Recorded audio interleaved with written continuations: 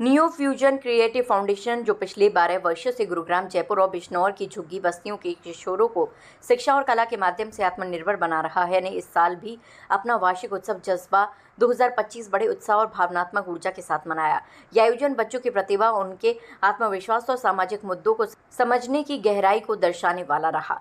कार्यक्रम की शुरुआत अजीत सिंह और उनकी टीम द्वारा प्रस्तुत गणेश वंदना से हुई, जिसने वातावरण को भक्तिपूर्ण और शुभ बना दिया। इसके बाद कठपुतली story of strings power and pain नामक नाटक प्रस्तुत किया गया, जिसे पंकज गुप्ता ने निर्देशित और अविनाश कुमार ने कोरियोग्राफ बहुत खूबसूरती के साथ किया। इस नाटक ने दर्शकों को भावुक कर दिया। इसमें दिखाया गया कि मानसिक शोषण, पितृसत्ता और समाज की अपेक्षाओं के बीच एक महिला कैसे टूटती है और फिर खुद को कैसे संभालती है। नाटक में नर्सिसिस्ट किस तरह अपने रिश्तों को कठपुतली की तरह नचाता है, इसका मंचन किया गया। नाटक में संगीत या ओम सिंह ने, लाइट्स निर्देशन था पवन वाघमारे और मेकअप से बच्चों को संवारने का काम किया प्रेम जी और टीम ने।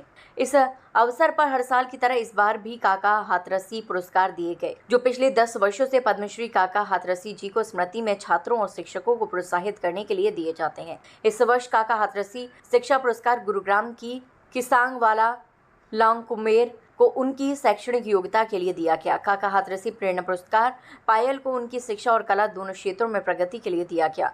काका हाथरसी शिक्षक पुरस्कार बिजनौर की आराधना चौधरी को उनके शिक्षण में समर्पण के लिए दिया गया। इसके साथ ही कुछ विशेष पुरस्कार दिए गए। Doctor Mukesh Garg golden Phoenix award उनकी स्मृति में डॉक्टर गर्ग की सहभागिनी प्रोफेसर माया टांक के द्वारा मोहित रैकवार को मिला। मोहित ने 5वीं के बाद पढ़ाई छोड़ दी थी, लेकिन अब 12वीं पास कर ली है। मोस्ट डेडिकेटेड इंटर्न का पुरस्कार दिया गया तीशा कालरा को और संस्था के डांस मेंटर अविनाश कुमार को लॉन्ग एसोसिएशन अवार्ड 2025 से पुरस्कृत किया गया। इस कार्यक्रम की शोभा बढ़ाने के लिए कई खास मेहमान उपस्थित रहे। कार्यक्रम अध्यक्ष हर्ष कुमार, शिक्षा विशेषज्ञ और चेयरमैन एक्सेल्सियर अमेरिकन स्कूल ने कहा कि आज के समय में शिक्षा केवल किताबों तक सीमित नहीं रहनी चाहिए। जिस तरह न्यूफ्यूजन कला, संगीत, नृत्य और रंगमंच के माध्यम से बच्चों का सर्वांगीण विकास कर रहा है, वह समाज के लिए प्रेरणादायक है। मुख्य अतिथि उषा प्रियदर्शनी, भाजपा अध्यक्ष राज्य महिला मोर्चा हरियाणा, ने अपने संबोधन में कहा कि बच्चों की प्रस्तुतियों में आत्मविश्वास, संस्कृति और अनुशासन का अद्भुत संगम देखने को मिला। न्यूफ्यूजन का ये प्रयास न केवल बच्चों का भविष्य संवार रहा है, बल्कि समाज में सकारात्मक बदलाव भी ला रहा है। और उन्होंने फाउंडर डॉक्टर अनुभूति से कहा कि वो हर रूप से संस्था को मदद करने के लिए तैयार हैं। विशिष्ट अतिथि डॉक्टर नितिन अग्रवाल, निदेशक bliss Ayurveda India private limited, ने कहा कि हमने अक्सर सुना है कि शिक्षा जीवन बदल देती है, लेकिन आज यहाँ आकर मैंने देखा कि कला और शिक्षा का संगम बच्चों के जीवन को कितनी ऊंचाइयों तक ले जा सकता है।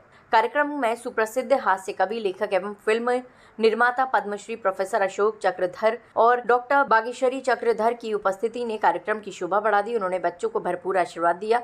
अपने संदेश में उन्होंने कहा कि इस क्षेत्र से गहराई से जुड़े हैं और इसकी हर बारीकी को समझते हैं। आज प्रस्तुत नाटक ने हर पहलू को कछुआ है और इसमें कहीं भी कोई कमी नजर नहीं आई। न्यू फ्यूजन की शुरुआत मैंने 2013 में की थी और एक सोच के साथ की थी कि कोई भी बच्चा किसी भी परिस्थिति में हो, अगर उसमें टैलेंट है, उसमें, और हर बच्चे में टैलेंट होता है और उसको आगे बढ़ना चाहिए। तो बच्चे बहुत सारे पीछे रह जाते हैं इस वजह से, क्योंकि उनको कोई हाथ पकड़ने वाला नहीं है।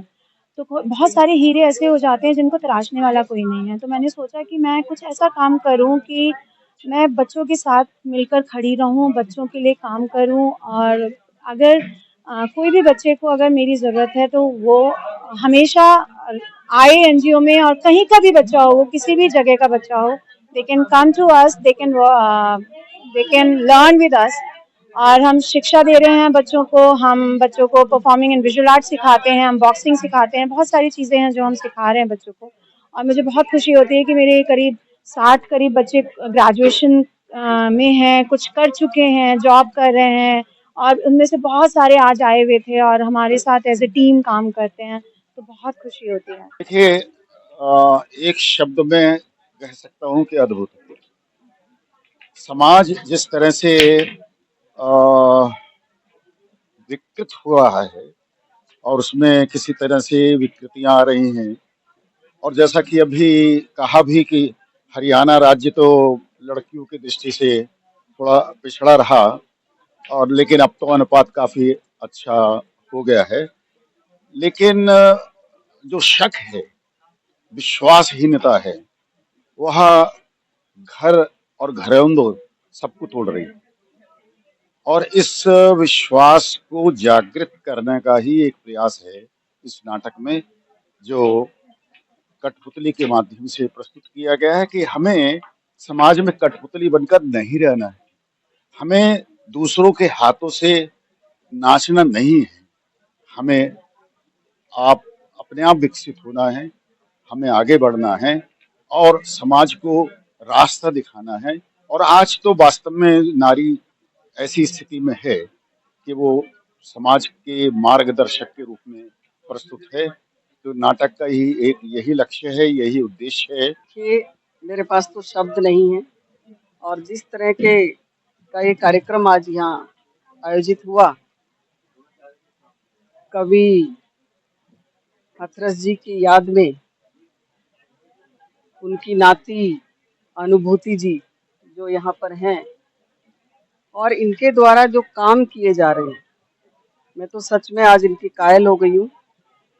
और ये अपने बच्चों की माँ तो है ही, लेकिन बहुत सारे बच्चों की माँ कहलाने का जो भगवान ने इनको आशीर्वाद दिया है, जो शक्ति दी है, वो अपने आप में एक बहुत बड़ी शक्ति है। और मैं तो ईश्वर से कामना करूंगी कि अनुभूति जैसे लोग इस समाज में बहुत चुनिंदा होते हैं और वो ऐसे, जैसे इनका नाम है, इस नाम को साक्षात्कार करते हुए इस देश के अंदर, इस संसार के अंदर वो अनूठे नायाब काम कर जाते हैं। नाटक तो बहुत सुंदर है। नियो फ्यूजन के मैंने पहले भी इस तरह के कार्यक्रम देखे हैं। पिछले वर्ष भी दुआ करके, जो हमारा जो किन्नर समाज है उसको लेके जो रूढ़िवादी भ्रांतियां हैं, रूढ़िवादिता है, उसको खत्म करने के लिए अनुभूति जी ने बहुत अच्छा एक पहल की थी।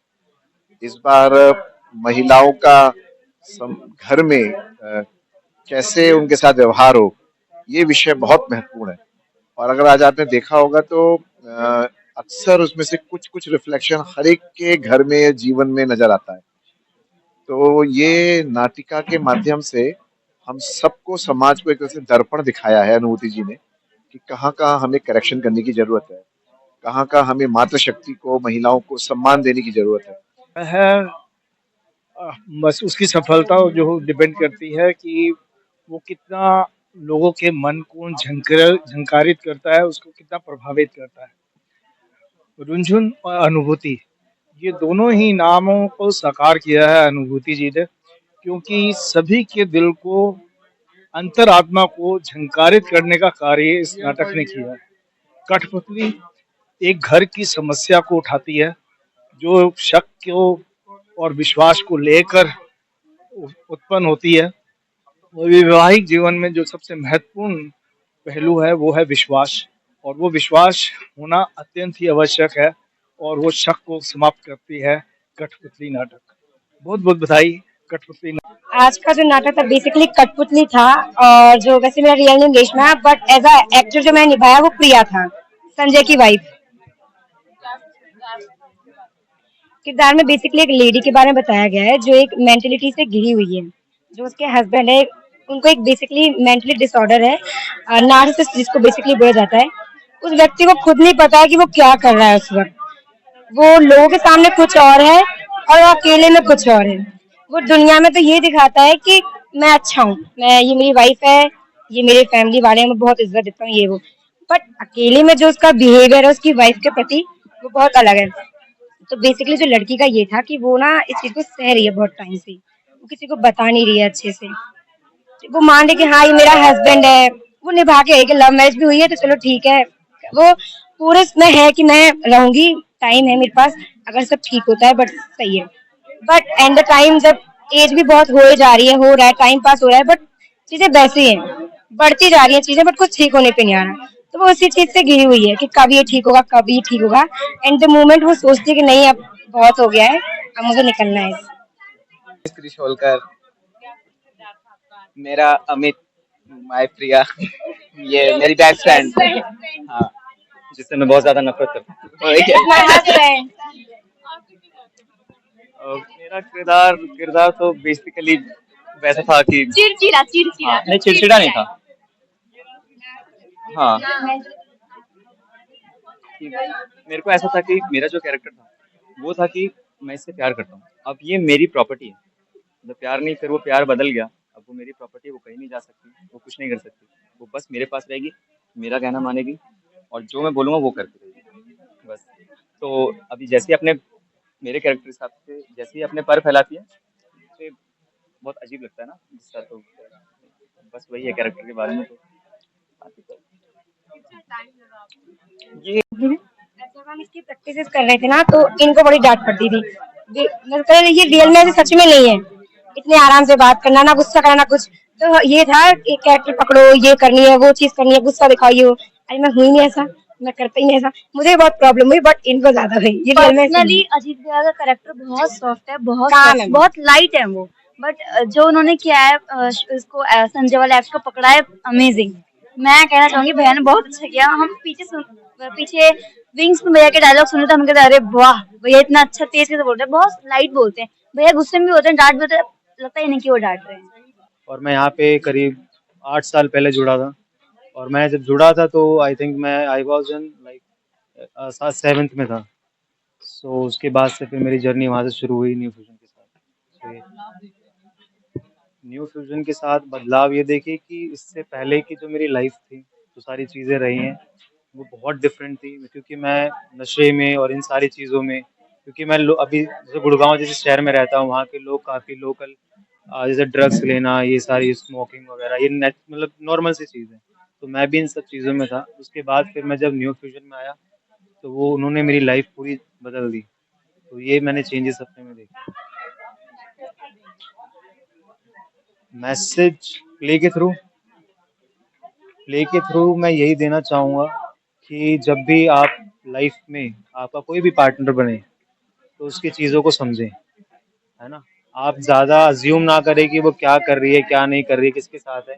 आप एक विश्वास रखिए कि जो भी करेगी वो अच्छा करेगी, मेरे साथ बुरा नहीं करेगी। तो वो बस विश्वास वाली चीज़ है। जब न्यू फ्यूजन गुड़गांव में स्टेब्लिश नहीं हुआ था, मैं तब से लाइक जुड़ा हुआ हूँ है ना न्यू फ्यूजन से। तो मैं अगर तब की बात करूँ और अब की बात करूँ तो मेरे को तो बहुत ही अच्छा लगा, जैसे बच्चे लाइक ग्रो कर रहे हैं ना।